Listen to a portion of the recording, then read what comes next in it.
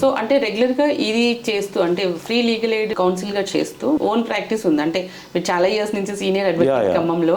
So అంటే చాలా cases ఉంటాయి మీ దగ్గర. సో మరి వాటికి వీటికి ఇబ్బంది అవుతుంది. ఇక్కడ మీకు క్లారిటీ ఇవ్వాలి. మీరు political nominated post, public prosecutor పోస్టులలో, నామినేటెడ్ పోస్టులలో ఉన్న ఫెసిలిటీ ఏంటంటే you can continue with practice provided not against the government. Public prosecutor civil practice చేసుకోవచ్చు, ఎన్ఐఏ కేసులు చేసుకోవచ్చు. స్టేట్ అగెన్స్ట్ వాళ్ళు చేయడానికి లేదు. ఈ డిఫెన్స్ కౌన్సిల్ ఇస్ కన్సర్న్ ఏంటంటే ప్రైమ్ అండ్ ప్రివరేటివ్ కండిషన్ ఎవరైతే డిఫెన్స్ కౌన్సిల్ చేస్తున్నారో they are not suppose to do their private practice. అంటే ఉన్న ఫైలింగ్ అంతా మరి అది మెయిన్ దాన్ని సాటిస్ఫై సర్వీస్ నేచర్ ఉన్న వాళ్ళు మాత్రం ఇందులోకి వస్తారని నా అభిప్రాయం. ఎందుకంటే ఇప్పుడు నాకు మీరు చెప్పినట్టు చాలా ప్రాక్టీస్ ఉంది. అది ఏం చేయొచ్చు అంటే మనం మీలాంటి ఫ్రెండ్స్ ద్వారా, జూనియర్స్ ద్వారా చేస్తూ ఉండాలి తప్ప మనం డైరెక్ట్గా ప్రైవేట్ ప్రాక్టీస్ చేయడానికి లేదు. ప్రైవేట్ ప్రాక్టీస్ చేస్తే they will be removed from the service. ఆ కండిషన్ పెట్టి మాకు ఇంటర్వ్యూలో చెప్పి నోటిఫికేషన్లో చెప్పి మాత్రం ఇచ్చారు. అంటే మీరు అన్నిటికీ సిద్ధమయ్యే ఓరియంటెడ్గా ఒక 2 years చేద్దాం మనం. చాలా మంది బయటికి సర్వీస్ చేసినట్టు ఉంటుంది. More over we can gain some experience, some kind of practitioner experience.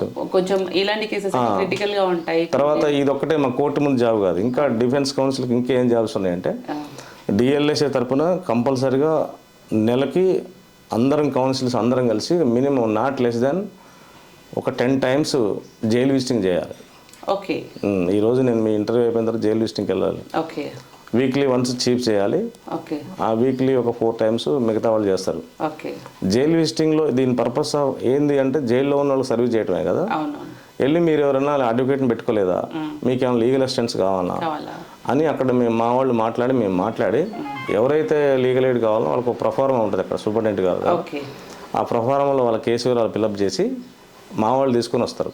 తీసుకొచ్చి మేము వాళ్ళకి బెయిల్స్ అప్లికేషన్, బెయిల్ సెషన్స్ అయితే సెషన్స్ అవన్నీ చేస్తూ ఉంటాం అనమాట. అది మ్యాండేటరీగా జైలు విజిటింగ్ చేయాలి. ఇంకా on behalf of DLSA awareness క్యాంపులు కండక్ట్ చేస్తుంది డిఎల్ఎస్ఏ.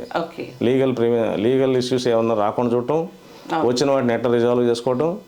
ఈ ప్రజెంట్ సినారియోలో ఉన్న చట్టాలలో వచ్చిన ఇవి ఉంటాయి కదా, వాటి మీద సెక్షన్స్ మీద వివరించడం, బాల్య వివాహాలు ఎట్లా వీటిని ఎట్లా మనం కంటిన్యూ చేయకూడదు, what to do what not to do అన్న అవేర్నెస్ క్యాంప్స్, ఎన్డీపీఎస్ వాటి మీద 2 ఇంకా చాలా టాపిక్స్, చిన్నపిల్లల వివాహాల మీద, తర్వాత హ్యూమన్ ట్రాఫికింగ్ మీద 2 మెయిన్ లీగల్ డేస్ వస్తుంటాయి కదా, జాతీయ నాయకుల దినోత్సవాలని, వాళ్ళ గురించి ఆ ఇంపార్టెన్స్ చెప్పడం, పల్లెటూర్లలో వ్యవసాయ చట్టాల మీద వాళ్ళకి ఎటువంటి లీగల్ ఎయిడ్ ఇవ్వగలం మనం, అసలు లీగల్గా కాంప్లికేషన్స్ రాకుండా ఎట్ట చూసుకోవాలి, ఒకటి వస్తే దాన్ని ఎట్ట రిజాల్వ్ చేసుకోవాలి కూడా మేము చెప్పాల్సిన బాధ్యత నాకు ఉంటుంది. సో కోర్టు ముందు జాబ్ చేయాలి, జైలు విజిటింగ్కి వెళ్ళాలి, క్యాంపులకు అటెండ్ కావాలి, లీగల్ అవేర్నెస్ ఇవ్వాలి. వీటినన్నిటి ఇచ్చుకుంటూ మళ్ళీ మేము కోర్టు అవర్స్లో వెళ్ళినప్పుడు ఎవరైనా లీగల్ ఎయిడ్ కోసం వస్తే వాళ్ళందరికీ మేము సలహాలు ఇస్తూ ఉండాలి. అది నిజంగా పెద్ద task, highly task. Multiple works ఉన్నాయి, మల్టిపుల్ టాస్క్స్. ఇంకొక వర్క్ ఉంది మీకు చెప్తా. నల్సా వాళ్ళు 15100, ఇది అందరు గుర్తుపెట్టుకోవాలి నెంబర్ 15100. ఇది లీగల్ ఎయిడ్ నెంబర్ అనమాట. మీకు ఎవరైనా ఎక్కడి నుంచి, దేశంలో ఎక్కడి నుంచి అయినా 15100 నెంబర్ కనుక ఫోన్ చేసి మీరు ఏ ప్రాంతం ఎంచుకుంటున్నారు, మీకు ఖమ్మం జిల్లా డిఎల్ఎస్ఏ అట్లా వాళ్ళు కనెక్ట్ చేస్తారు ఆన్లైన్ ద్వారా. మేము కోర్టులో క్రాస్ ఎగ్జామినేషన్ చేస్తున్నప్పటికి కూడా మాకు ఫోన్ వస్తుంది.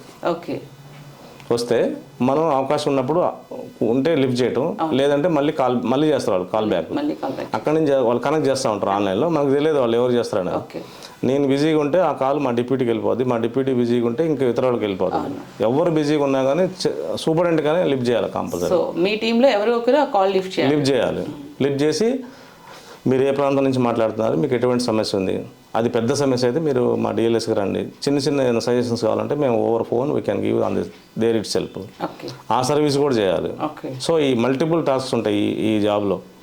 చేస్తూ ప్రైవేట్ ప్రాక్టీస్ చేయకుండా without expecting any monetary benefits from others, మన పర్సనల్ ఇంట్రెస్ట్ లేని కేసులు చేస్తూ డిఎల్ఎస్ తరఫున మనం ఒక యాజ్ ఇఫ్ ఎంప్లాయీగా పనిచేయాలి మనం లీగల్ ఎయిడ్ కౌన్సిల్ అంటే.